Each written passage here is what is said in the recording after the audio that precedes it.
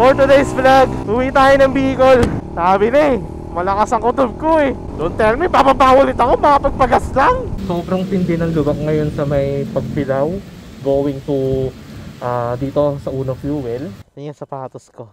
Itong isa, meron pang ganitong puti. Eto, wala na. Sana walang bengkong yung mags natin. Hindi ko pa na-check Kasi kinakabahan ako Nawalan ako ng rear brake. Teka lang, hindi ko na ba't ako bigla nawalan ng rear brake. Naku po, anong nangyayari sa'yo? Ay, natanggal.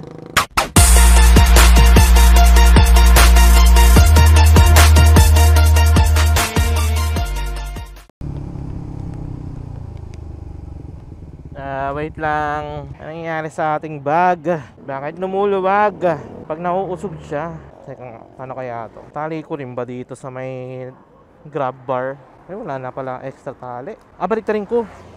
Kasi meron dito isa. Teka lang. Baliktarin ko na lang tong bag para may suporta pa rin. Yan tayo Ayaw kasi mag top box Wala na kasi kung extra tali dito Nangyayari kasi habang nakaupo ako parang umuusog yung bag. Nag-aalangan kasi ako gawa ng kada nagto-throttle up ako umaano yung bag, umuusog. Pero since parang nasabit ko na siya dito sa may pinakagilid na to, at least may suporta na siya para hindi umatras. Ngayon ko lang kasi siya na-setup ng ganyan. But anyway guys, downshift Vinci here. Yan ang mga intro natin ngayon. Hiningal ako dun For today's vlog, uwi tayo ng Bicol. Gamit na itong aking Raider 150 Fi na si Reyna. Sa reason kung bakit uwi ako is dahil syempre miss na natin si Casey. Kahit na masama loob niya ngayon.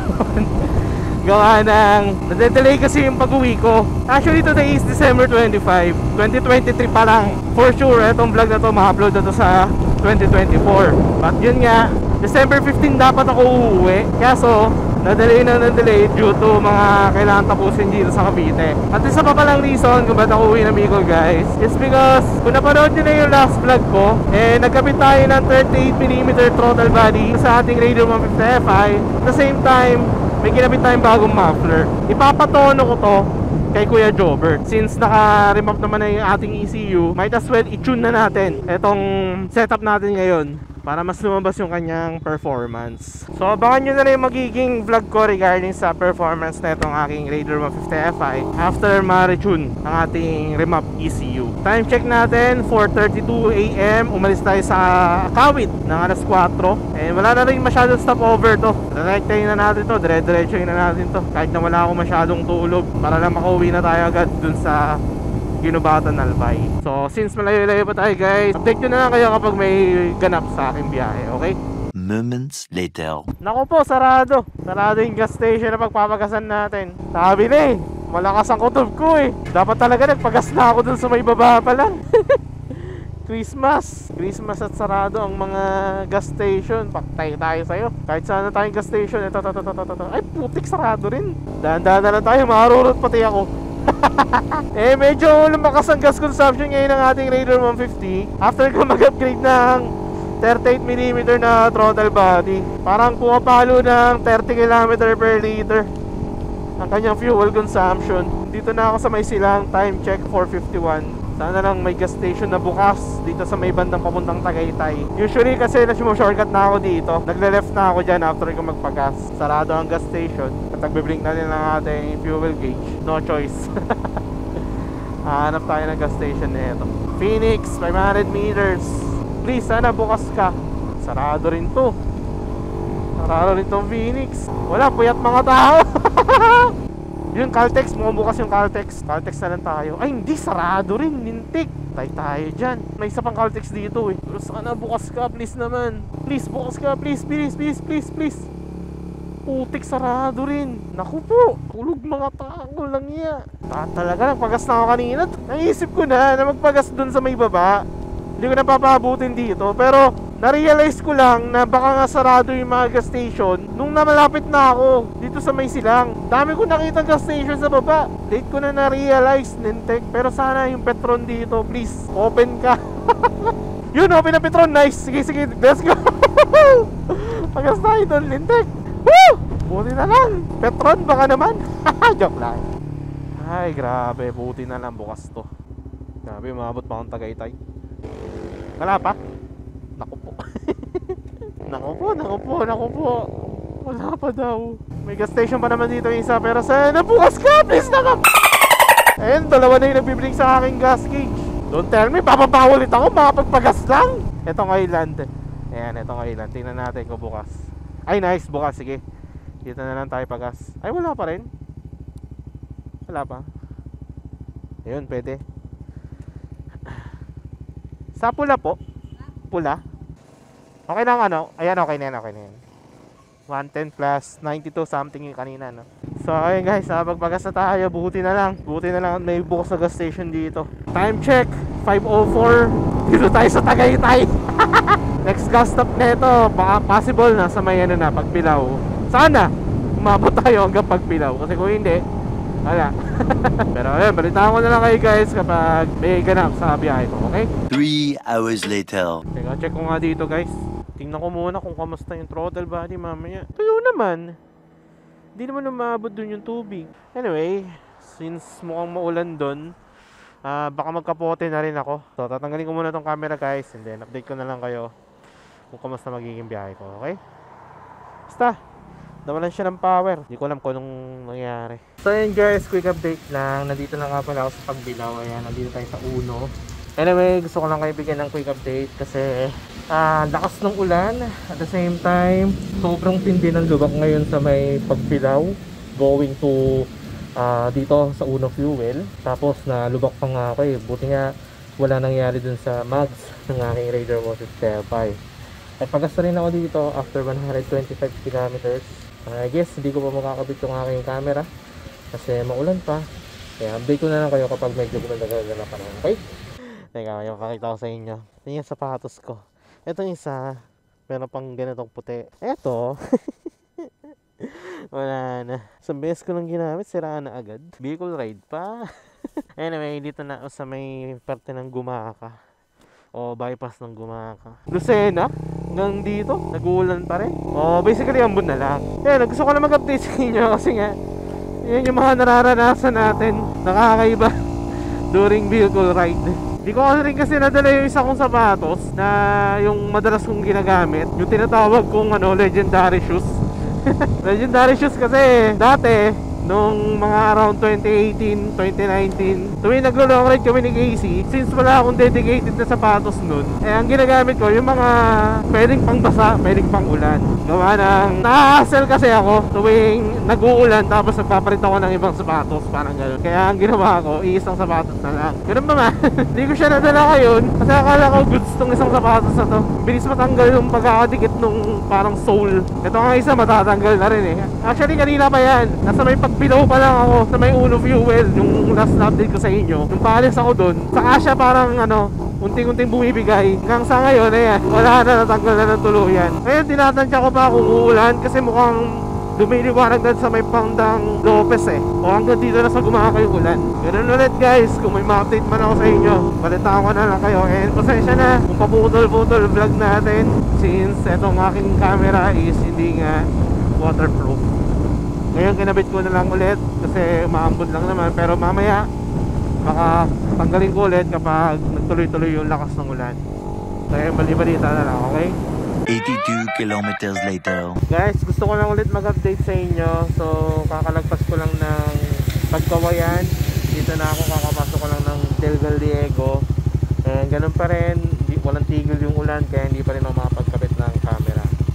Ayun, nagpagas na rin tayo kanina. After 130 kilometers, nag-consume siya ng 3.5 liters na fuel. And then dinabay ko siya sa 130. Lumalabas na 35 km per liter ang ating fuel consumption. Ganun pa man, ang gusto ko pang gustong update sa inyo is ito. Yung sapatos ko, ayan na, natuluyan lang nawala. Pareho na sila. Para akong nakakalampakan na lang ang nararamdaman ko tutusin. Wala nang sole, kumbaga. Para ako nakapaan na lang talaga. Halos wala nang sole sa sapatos. Ngayon, baka dire-diretso ko na to. Kahit na ganito ang sapatos natin. Siguro mamaya na lang magsusuot kapag minatila na tong ulan. Mula na sa ina hanggang dito. Tuloy-tuloy yung ulan na nararanasan natin. Again, pasensya na. Pero pa man, update na lang ako sa inyo guys kapag may-update ulit ako sa inyo, okay? Gulo ng vlog ko. Ay, sa wakas guys, Umaraw na rin. Dito na ako sa Sipokot. Napagtanggal na tayo ng kapote. Naibalik na natin yung sapatos natin. Napagpahinga na rin tayo ng mga 30 minutes. Actually, kanina pa ako nandyan sa may Sipokot. Mga 10:15 and time check 10:43 ng umaga. So, rektahin na natin to. Mula Lucena hanggang makarating ng Ragay. Walang katapusang ulan. Kaya nung nakita akong umaraw na dito sa may Sipokot, kako, papahinga muna ako, tapos magtatanggal na rin ako ng kapote. Kaso yun na naman, may kulimlim na naman ako nararanasan. Pero sana dito lang yan. Pagdating natin ng Kamsur tsaka Albay, sana walang ulan. Ilang beses din ako nalubak, kasi nga may mga bagong lubak na naman na sumulpot. Sana walang bengkong yung mags natin. Hindi ko pa na-check eh, kasi kinakabahan ako eh. So time check natin 10:45. Malis tayo sa Cavite na alas 4 na madaling araw. Ayun na naman, maambon na naman. So napansin ko rin para sa Raider ko guys, wala siyang dulo. Patay ang kanyang 6 gear. Tipong hinaharurot mo na, bilibili mo na, pero parang wala lang. Walang hatak. Excited na rin ako ma-retune to para mas lumabas yung full potential ng setup natin ngayon. Total, malayo-layo pa naman tayo guys. And may mga nakamiss din naman nito. Saka hindi ko rin alam kung gaano kahaba itong vlog ko, kaya namiss ko rin sabihin to. Enjoy na lang sa ride. Give me the green light, give me the go. Don't wanna slow down cause you're going too slow. When the money is up, your girl go low. The pass to the bro, the pass to the bro. I don't get tired even when ambitions retire. Feeling like my soul is on fire. Gotta up like a riot. You get lost, settle down, down, down, down, down. Got a trip, make 'em drown, drown, drown, drown, drown. Take a sip, give 'em shots, another round, round, round. I don't miss, they get hit, fall to the ground, ground, ground. Head in the sky, I'd rather die fly. Where is my prize? No fear in my eyes. And I am the court, don't play on both sides. And I am the judge, I said to all rise. Ay, gotta get it, gotta get it, gotta get it, gotta get it, gotta get it, gotta get it. Ay, ay, gotta get it, gotta get it, gotta get it, gotta get it, gotta get it, gotta get it. Ay, gotta hit it with intentions, cause this go down in some mentions. I'm about to come with the bitches. I'm out here minding my business, so get the hell out my mentions. I'm going crazy, go sentencing. I define all the physics. I'm about to teach you a principle. you get lost, settle down, down, down, down, down. Got a trip, make 'em drown, drown, drown, drown, drown. Take a sip, give 'em shots, another round, round, round. I don't miss, they get hit, fall to the ground, ground, ground. Nawalan ako ng rear brake. Teka lang, di ko na ba't ako bigla nawalan ng rear brake. Hanap lang ako ng, may gas station dito eh. Teka, papark muna ako guys. Naku po, anong nangyayari sa'yo? Ay, natanggal. Natanggal. Buti hindi natanggal yung washer. Buti na lang may tools tayo. Kala ko na walan ng or nag-leak eh. Ay, higpitan ko rin yung iba pang parts. Ito rin, luwag din na ito. Ito rin. Itong isa, mukhang malawag din rin to. Di ba? Luwag. Sabi na. Ito ko kanina, biglang nawalan ng rear brake eh. Yung po malawag. Harurot kasi ng harurot eh. Yan tuloy, lumuwag yung mga piyesa. Anyway, bakbak ulit! Let's go! Head in the sky, I'd rather die fly. Where is my prize? No fear in my eyes. And I am the court, don't play on both sides. And I am the judge, I said to all rise. Ay, gotta get it, gotta get it, gotta get it, gotta get it, gotta get it, gotta get it. Ay, ay, gotta get it, gotta get it, gotta get it, gotta get it, gotta get it, gotta get it. Ay, ay.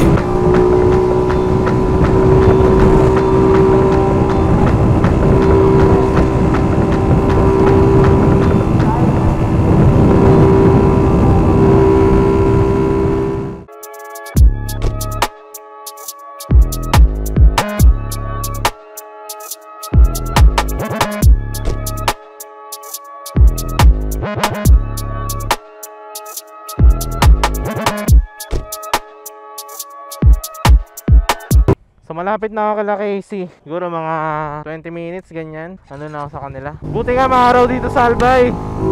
Ayan, nagpapakita si Mayo, no? Woo!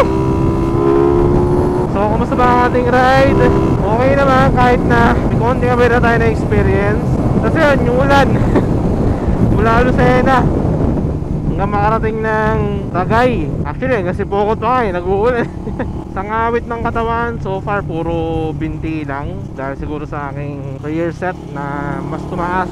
Performance ng Raider, medyo satisfied naman ako kasi wala talaga siyang top speed. Ayaw niyang dumulo. Kumbaga, yung gulong ko pala, isa rin palang kung kailangan ng palitan. Pero siguro abot pa naman to hanggang makauwi ng Cavite.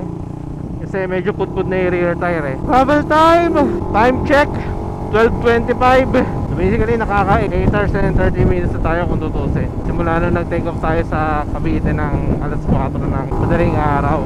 Pero siguro kung di tayo nagpahinga, di tayo nag-stop over, di tayo nagtanggal ng mga kapote, so on and so forth, mas makakabilis pa yung biyahe natin. Pero syempre, so okay na yung safe. Lalo na ngayon, medyo inaantok ako. Tapos tutusin, gusto ko nang magpahinga, gusto ko nang humiga, gusto ko nang matulog. Kaya may mga times na parang ayoko i-push yung sarili ko kasi baka mas lalo ako mapagod. And ito pa pala guys, wala na akong video kanina pero kung makikita nyo yung kondisyon ng mga lubak sa pagbilaw, nakakatroma. So sa mga sasali ng Calabarzon Endurance, kung mapanood nyo man tong vlog na to, doble ingat sa pagbilaw, Tagkawayan, Tagay. Yan yung mga ruta na yan. Huwag kayo pakampante, at the same time huwag nyong pagkatiwalaan yung mga asphaltong kalsada. Kasi sa mga asphalto na yan yung mga malalalim na lubak. So okay guys, ito ko na tatapusin ang vlog na to. Maraming salamat sa pag-nood, sa pag-like, sa pag-share. Maraming salamat sa pag-comment. You all know the drill. Ride safe. Peace out. Woo!